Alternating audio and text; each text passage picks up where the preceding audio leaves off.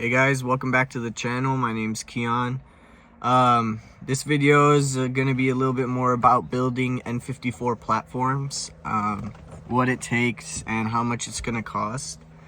So I'm just going to get right into it. Initially, you might think that going a bigger turbo might get you more power, and although that may be true, there's a lot of other supporting mods that you do need in order to get the most out of your turbos. So let's say you want to go with the stock setup still, you want to go twins. There's the 17Ts and 19T turbos, the Chinese turbos. They're pretty good turbos. I've installed a few of them myself, and a few of my friends are running them just fine. They make pretty good power.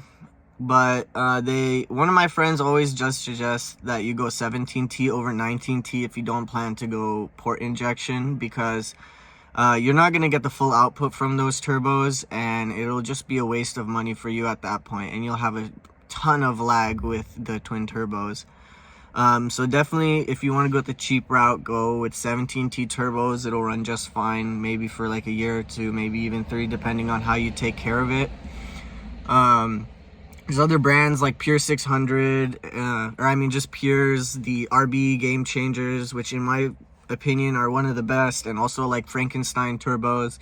These are all the more expensive options, but if you really want a quality product, then definitely go with these companies. Although Pure might not be better than the other two listed that I just said, it's still better than the Chinese turbos. So keep that in mind when you're buying turbos. When you want to decide to go to a single turbo, it's a little more complicated. You have to do a lot more stuff to the car, a lot more changes, but you'll get better power band out of the single turbo rather than the twin turbos.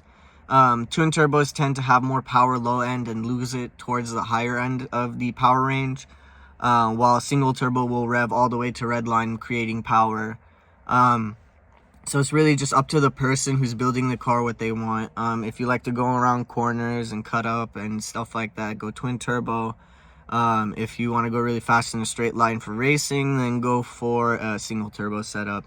And a few different companies for that are like Doc Race, Speed Tech, On3. On3 I wouldn't suggest though, just because you're cheaping out on something. I highly suggest not cheaping out on most things when it comes to the health of the car.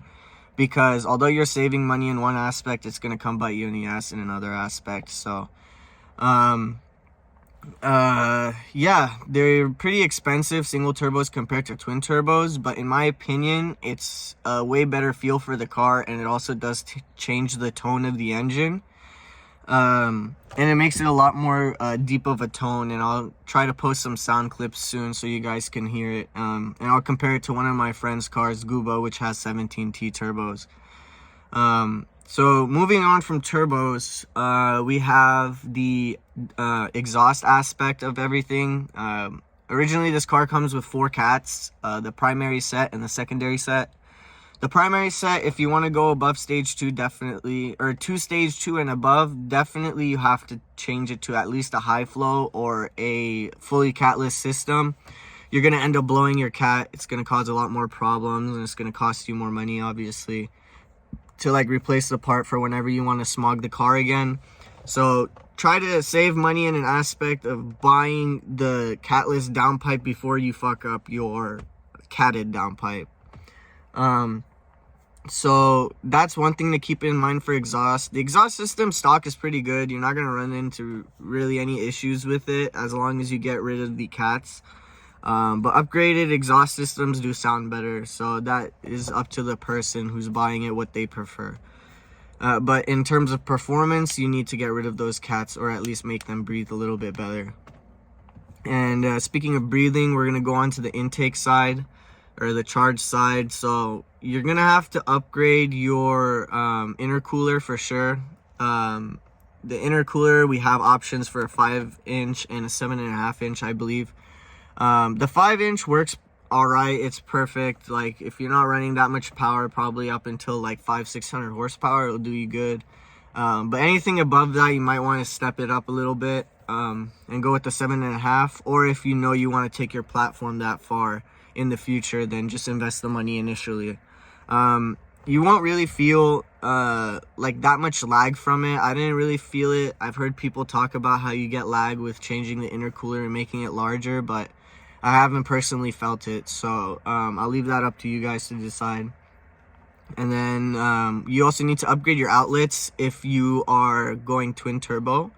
I do not suggest using the stock outlets, as even if you upgrade your turbo, when you use the stock outlets, it's a restricting factor. So there's not really any point to getting like 19Ts that can run 1,000 horsepower when you're running the stock outlets, which can only support like, I think 500 barely.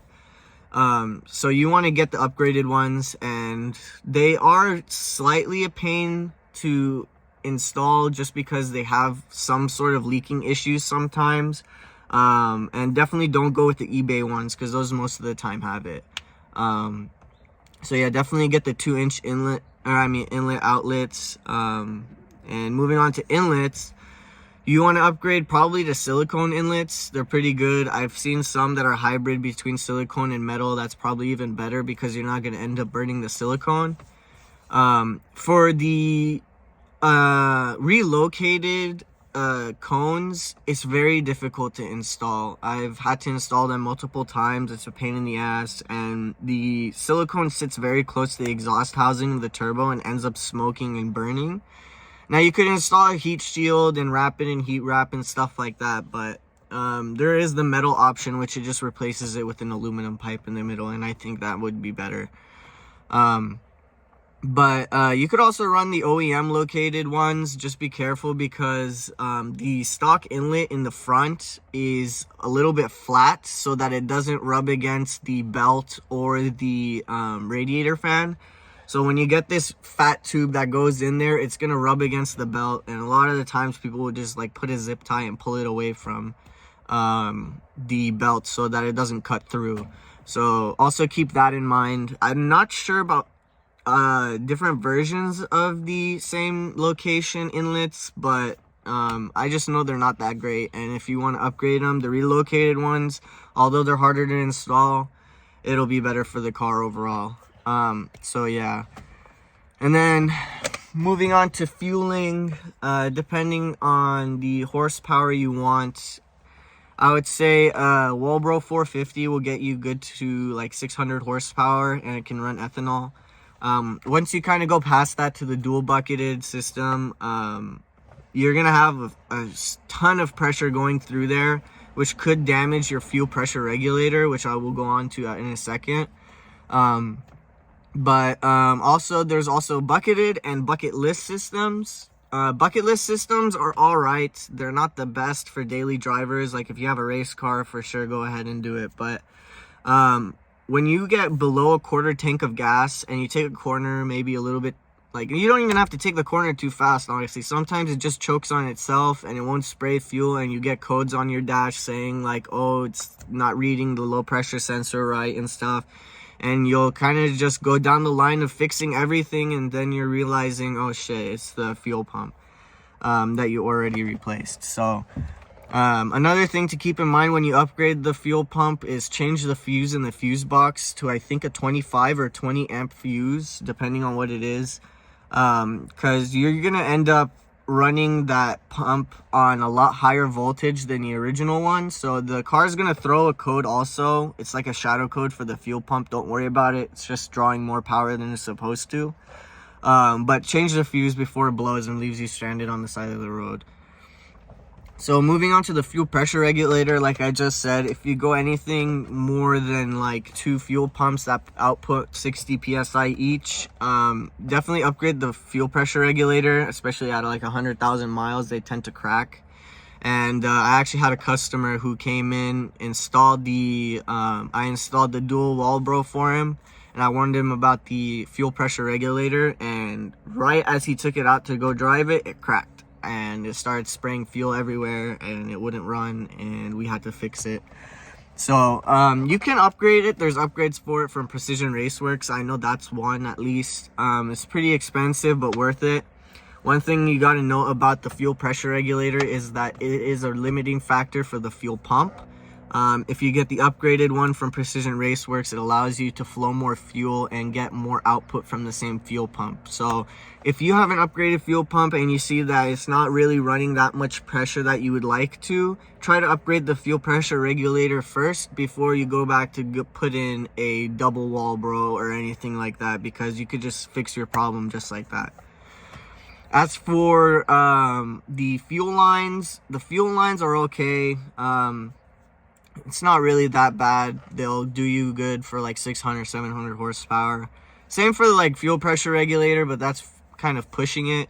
And also, speaking of the low pressure fuel pump, if you run double wall bro, you won't have to worry about supplying at least 1,000 horsepower. Like, it supplies so much fuel. But the fuel lines also technically are a limiting factor, but only once you get past a certain point of flow from the fuel tank. If you're not flowing enough from the fuel tank to overtake the fuel line, then I don't think you really need to upgrade it. Other than the fact that you maybe want to install an ethanol sensor, then that makes sense. Moving on from that, if you want to go port injection, I highly suggest it. It reduces stress on your whole system. You can run full ethanol. Although it is a little bit expensive, one of the more expensive things to do for fueling mods, it's definitely worth it. It cleans your valves also, not polished, or I mean not crystal clear or anything like that, but it will keep them within relatively good condition. And it reduces stress not only on the direct injectors, but the high pressure fuel pump that also tends to fail. And there are high pressure fuel pump upgrades as well, like the double barrel, which you can attach 2 high pressure fuel pumps to the same OEM system, or you can take a Helix Overdrive, which just spins it 3 times faster than original. It has like a gear conversion within the mechanism.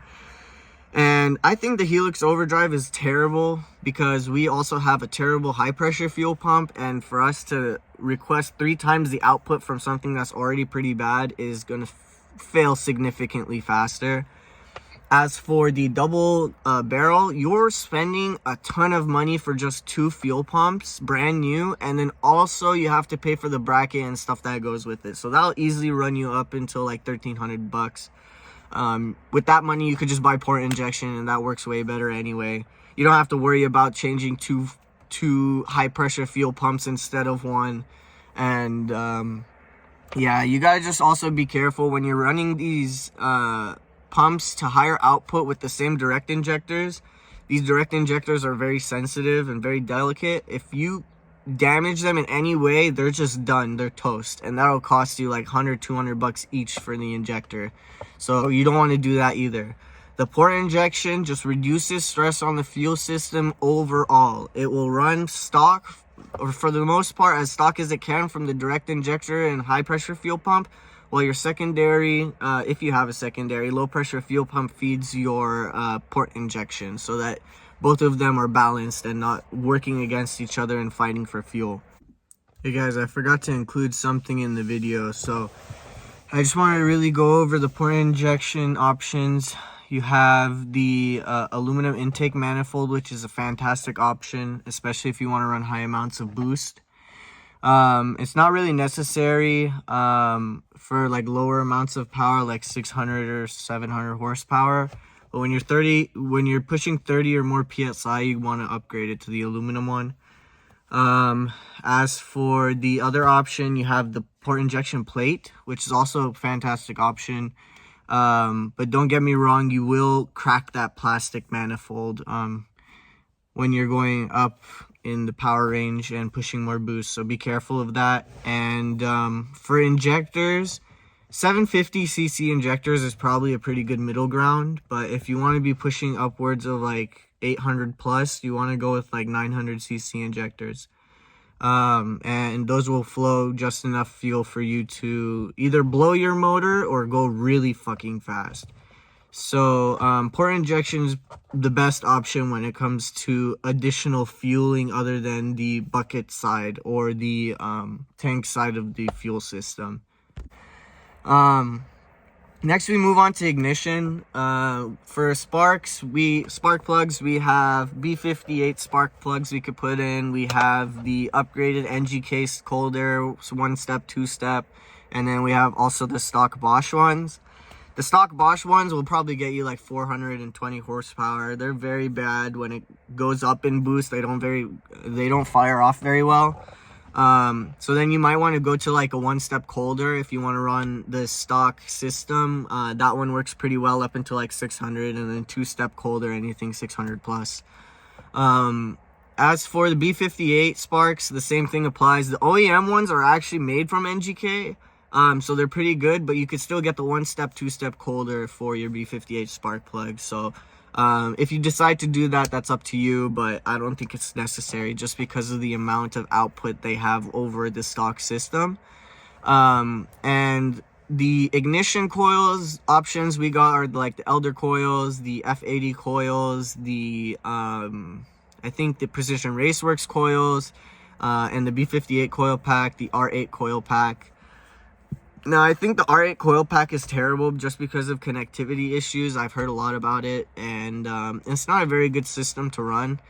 Although it may be a little bit cheaper than the other options, but again, whatever you cheap out with initially, it'll come bite you in the ass later.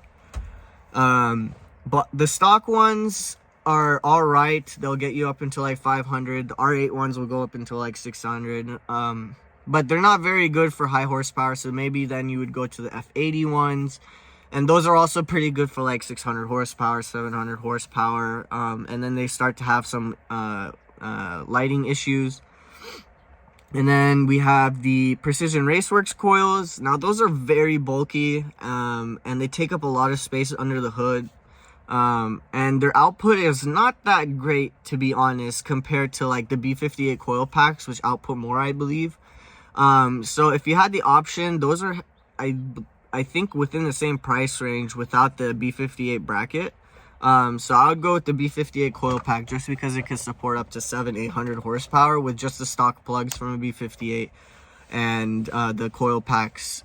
It's a fantastic system. Just beware when you buy like a Vargas kit or anything like that. Don't buy Vargas's coil pack because they go out very fast, and they say it's upgraded, but I highly doubt it because I just switched to the OEM ones recently, and I haven't had any misfire issues whatsoever. I've had the spark plug maybe go bad, but the injector coil thing doesn't go bad. Ignition coil. So yeah, that's the best option for ignition upgrades. Moving on to like the drivetrain. The drivetrain is pretty dog on this car, I'm gonna be honest. We have an open diff, we have hollow axles, as well as a two-piece drive shaft, and the automatic transmission also, which isn't a very great platform. It's a good platform. So let's start at the transmission. If you have a manual transmission, you're good for like 800 horsepower. That thing will take a beating, no problem. You don't really have to worry about it, just keep it up to maintenance. But when you have a automatic transmission, they typically are limited at like the 600-700 horsepower range when the clutches start to slip. And yeah, you could go through XHP and all of that and make it probably go a little bit farther and grip a little bit better within that power range, but you're still not going to be able to go past that without at least going a stage 2 transmission upgrade, which is very expensive. So if you know you want to make a lot of horsepower with this platform like I did, and I bought this race car, or I bought this car and made it a race car, then go with the manual. If you get an automatic, it's gonna blow, and you're gonna have to buy another one, and that sucks. The drive shaft is also hollow on the inside, and it's two pieces. It has a lot of room to wobble and a lot of play in it. So if you preferably can get a solid piece drive shaft, they are expensive. You don't need it. Absolutely do not need it. You could definitely drive with like 700 horsepower. You're gonna break something off of a launch, but if you're just driving like from roll racing, you're not gonna have an issue. The drivetrain will withstand, yeah, probably like 600-700 horsepower before it eventually fails, probably within the connector between the two pieces.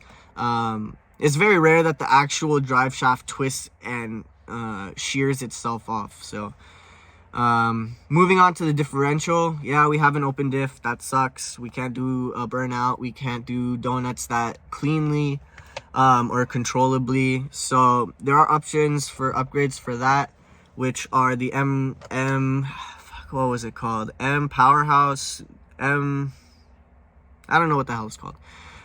There's the Wave Track LSD, there's the Ford 8.8 kit, there's the M3 E92. You could just swap it over to this car. Now, the E92 conversion is pretty good if you want on a budget and you want a decently good result. That's fantastic. If you want to go all the way, make sure it's indestructible, go with the Ford 8.8 kit that Seems Legit Garage has. I highly suggest it. The customer service is fantastic. Shout out to Mike. And yeah, the open diff will also limit you on launches because you just spin one wheel while the other doesn't. And sometimes when you're roll racing, you'll end up fishtailing or squirming the tail end of the car, which is dangerous. And you should be very careful when you're up in that power, and keep this in mind so that you stick in a straight line while you're going. The axles are also pretty terrible, but they'll be okay for like 600-700 as long as you're roll racing. But if you launch it from a dig, you'll definitely snap those, definitely. But yeah, and if you weld the diff, I mean, go ahead. It's not very comfortable, but it's still not going to be as strong as the other options listed. Even though the Wave Track LSD and the M whatever the hell it's called is like pretty garbage on their own, but they'll still be better than a welded one. And lastly, we got the engine. For the engine, we have a pretty good start. We have a forged crank, we have forged rods, we have cast pistons, unfortunately. So I would say, like, with the stock motor, you could probably hit like 700, and that's like within the border of almost pushing it and like reliable. 800 is when you really got to watch out for when it starts to blow. And if you want to go past that, you can with like upgraded pistons, rods, upgraded valve train and stuff like that. But there's also the fact that the car is an open deck block, which means it has a crevice between the cylinders and the block so that coolant could go through and cool down the cylinder. And with higher boost amounts, it'll cause reverberations or vibrations within the top side of the engine, like the top side of the piston's sleeve, and then eventually it'll cause it to like blow because it just hits the piston on the way up and it just scrapes all the way up, and that's terrible. So what you can do for that is get a closed deck system. Now if you want to go that far, you're definitely going to be within like 1,000 horsepower range, but if you want to like 700 horsepower, keep it stock. If it blows, then upgrade it, but other than that, you could probably run with this stock engine. A lot of people shit on this car for being unreliable, but realistically, it's not typically the motor that fails unless it's someone that fidgeted with this system in a bad way. Like I said, for instance, the people who like to pay, like, oh, they buy this car and they think putting $400 into the car will instantly make it like 100 horsepower faster, reliably, and all that. Those are the people who blow it up and then complain about the car being dog shit. And I'm here to tell you that's incorrect. If you maintain any vehicle, it will keep running, it will be reliable, and you just got to stay up to date with it. But with the age of these cars and how many owners they got up until this point, God knows what the hell happened to these cars. So most likely when you get it, they're going to have problems. And most of the time, it's like electronics around the engine block rather than the engine itself. And when you do get an engine problem, it's because some guy tuned it by himself, or he put like a stage 2 tune on like a completely stock car. He didn't do any FBO or anything like that. So yeah, this is a very good platform to build on.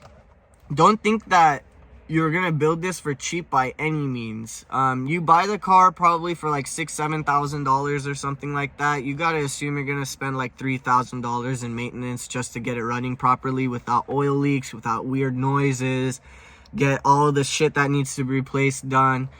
People tend to neglect these cars, especially when you live in a city, a very densely populated city with people who don't typically drive their cars far distances or on the highway or stuff like that. They'll have a lot of carbon buildup, which I've seen.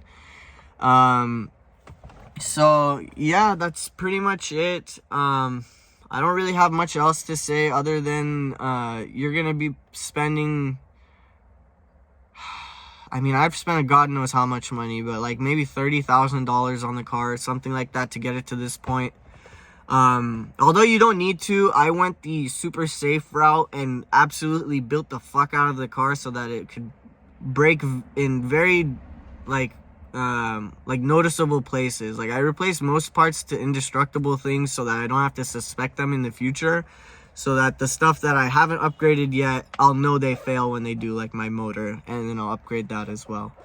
But you're gonna spend probably $1,000 to get like 500 horsepower. You're gonna spend like $4,000 to get up to like 500-600, and then anything past that is gonna be like 5,000 plus. I mean, just a single turbo kit alone is gonna send you back like $5,000. So, actually, let me rephrase that. If you want to go anything past 700 horsepower, it's actually gonna cost you like 15K, because the more you upgrade the car, although other stuff used to be working, it'll start to fail faster, or it will fail immediately because you upgraded it. And you always think you have enough money for the build when you initially buy all the parts, and then you get screwed with all the shit that breaks when you're taking it apart or putting it back together, or the stuff that broke that you didn't know and you just found out. Like, you just gotta order these parts after you take everything out, have an idea of what you need. But this video has been going on for quite a long time, so I know I've been boring you guys. I hope this video has been helpful to you. God, I'm stuttering a lot. But yeah, you guys have a wonderful day, and I'll catch you in the next video, and stay tuned for more updates.